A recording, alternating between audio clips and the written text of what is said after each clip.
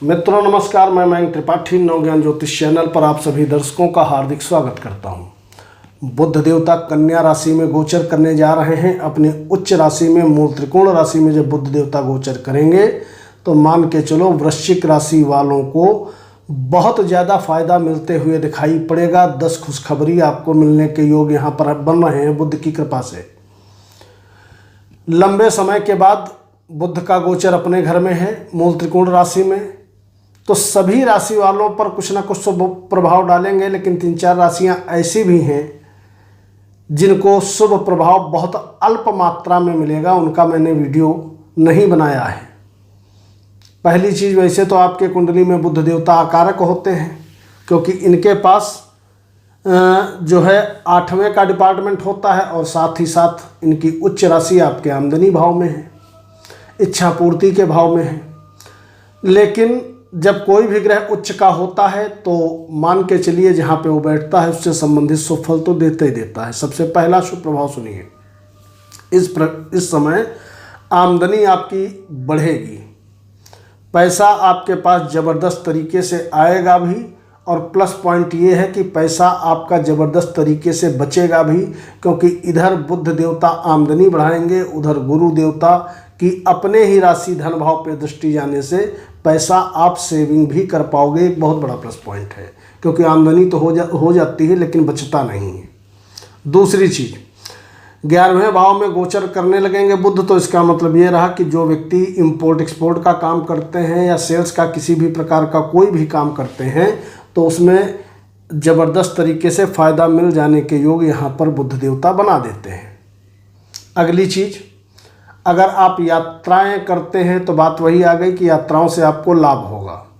इसके अलावा अगला ये भी प्रभाव आपको मिलेगा कि पिता के सहयोग से भी लाभ की प्राप्ति होगी। 11वां भाव होता है पिता का धन, इसका मतलब ये रहा कहीं ना कहीं पिता आप पर मेहरबान होंगे, उनके माध्यम से भी धन आपका बढ़ेगा।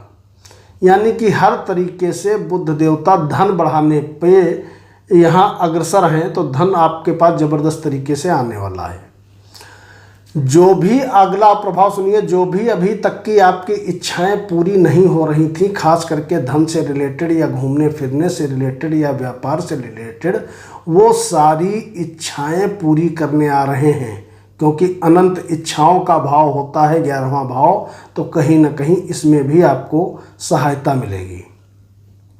नौकरी अगर करते हो तो मान के चलो इस अवधि में कहीं ना कहीं नौकरी में आपको प्रमोशन होते हुए दिखाई पड़ेगा।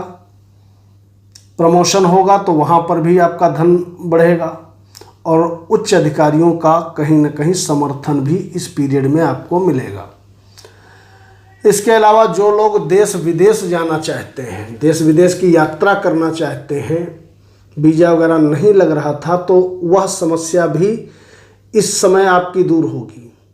अगर आप सरकारी नौकरी में हो तो भी प्रमोशन होगा। इसके अलावा सरकार से जुड़ करके किसी भी प्रकार का आप कोई काम करते हो, जैसे सरकारी नौकरी मैंने बताया, इसके अलावा सरकारी टेंडर लेते हो, या आप मंत्री हो, या किसी भी तरीके से ये मान लो मोटा मोटी कि सरकार से जुड़ करके अगर आप कोई काम कर रहे हो तो आने वाला ये जो समय है लगभग 17-18 दिन का आपके लिए गोल्डन पीरियड लेकर के आएगा।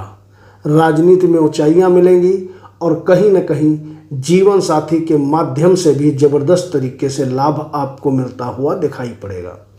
यानी कि ओवरऑल अगर सभी देखो घुमा फिराई के, तो बुध देवता ज़बरदस्त तरीके से धन को बढ़ाने आ रहे हैं। यह समय आपके लिए बड़ा उत्तम है। अब उपाय आप क्या करोगे, तो भैया उपाय में आपको चाहिए कि हनुमान चालीसा एक बार पढ़िए कम से कम दिन में, और ओम बुमुद्धाय नमः या ओम गंगणपतये नमः इस मंत्र का 51 बार जरूर जप कर लीजिए, ताकि और भी ज़्यादा आपको फ़ायदा होता रहे। कल मिलेंगे, मयंक त्रिपाठी को अनुमति दीजिए। नमस्कार।